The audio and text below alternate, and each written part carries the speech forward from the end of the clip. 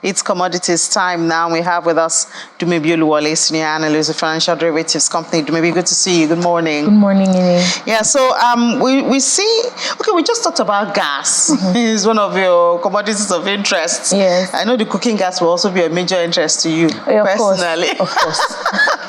But we do know that Australia has a hand. I do know as of yesterday, gas price in Europe had gone up about 400 euro from about 300 that is normally at, because of the union strike in Australia and all of that. Yes. So Australia is one of the top oil producing and exporting countries, and due to the sanctions on Russia, Europe started leveraging more on Australian gas, and also trying to leverage gas production from other African countries. I remember like earlier in 2022, they reached out to Nigeria and a host of other African countries producing LNG, just so they're able to diversify their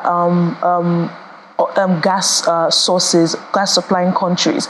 So, but right now with the strike action, industrial strike action on Chevron, which is a major gas producing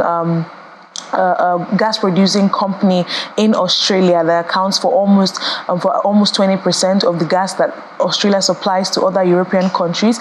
This is having a huge impact on that. So we're seeing that there's somewhat a scramble going on. But have they started the strike? Well, they're about to start. They had already because they had said that yesterday they were having a meeting. Exactly.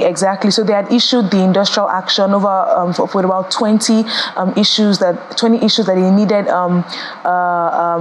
Chevron to address. And I think top on that is pay. Exactly. The issue of inflation and all of that. Exactly. So increasing their wage, making working conditions better. So those are the main issues. The industrial strike action is trying to cover, and they're threatening like stopping work, not coming to work. And it's not only the LNG workers now. So all the other unions for like maritime as well are also involved. So it's a really big issue. They're going to lose billions of dollars. Exactly. And this is why most analysts still think that there might be some quick resolve towards this, because right now a lot is at stake. It's not just Australia producing LNG and supplying gas to it. And Russia is not there to give the buffer that it would have. Exactly. So there's really little alternative for Europe right now. So I'm pretty sure. Is this affecting us in Nigeria? Well, we haven't really seen that happen yet, but the thing is, once global prices of LNG increase, because that market is quite deregulated for Nigeria, we will see the ripple effect in the domestic economy through LPG prices, that's cooking gas.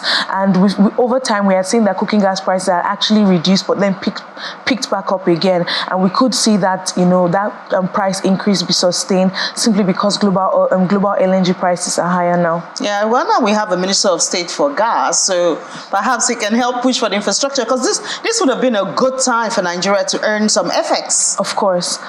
But we all know the issues that are currently affecting Nigeria's oil production and LNG production, because most of the gas that Nigeria has associated gas, so it comes out together with crude oil. So if we have crude oil production issues, those issues would definitely spill over into our gas production issues. And there's still the issue of gas flaring coming up and all of that. So those issues right there will continue to affect our LNG production domestically. Yeah. And oil too has its own issues. I know Jerome Powell had said that they're going to keep hiking, and since then we haven't heard anything different. And then the issue with China is still there.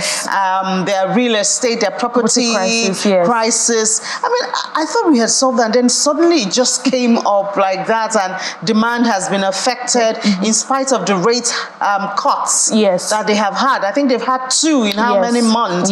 But in spite of that, things are still looking bad.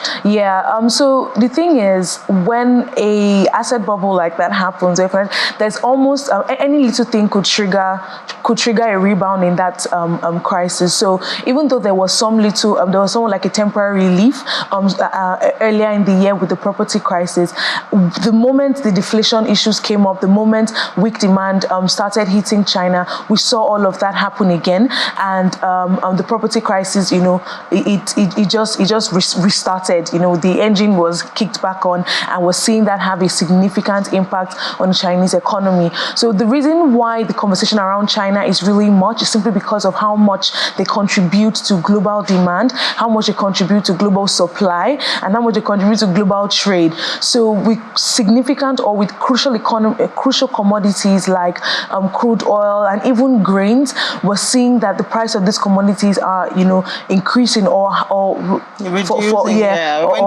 reducing. Exactly. So, and we'll continue to see this dynamic play out, especially because of what's happening in China. This, apart from the property crisis, a significant thing that is really the markets are really looking out for is China's deflation.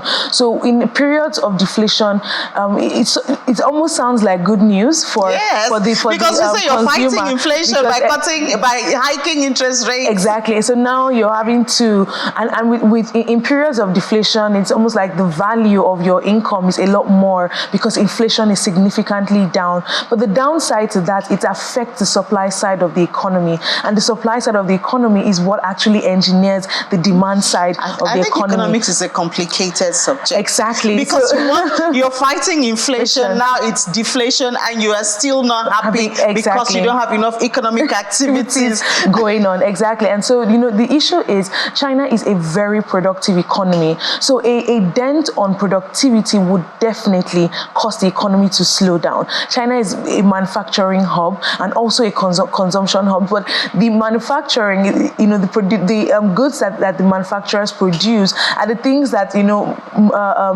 connect towards the consumption part of the economy, because if there's nothing to buy, your demand is definitely not going to be there. So supply is a huge engine, especially for China's economy. And the fact that the productivity side of the economy is what the deflation is actually affecting, then we're seeing that having a ripple effect. So the Chinese government is not only trying to stimulate consumer demand now, because during periods of deflation, you see that because your money has a lot more value, people, especially in advanced economies, people will tend to want to keep that value up. So what you do is, what the theory behind it is that you find that people would like to save more or invest because they believe, they expect that the value of the money would keep increasing.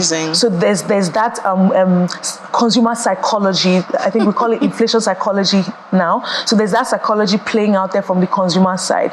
But the flip side is that businesses would now, to service the loans that they've used to kick off their business, it becomes more difficult simply because the value of the local currency has increased. So there's that time value of money coming into play there, and that's exactly what we're seeing with the property crisis as well. These companies have taken up loans that they're not able to service now, so they're in debt, and that debt is forcing the property market to just, and then demand is also low simply because people believe that prices, it's a huge cycle going on.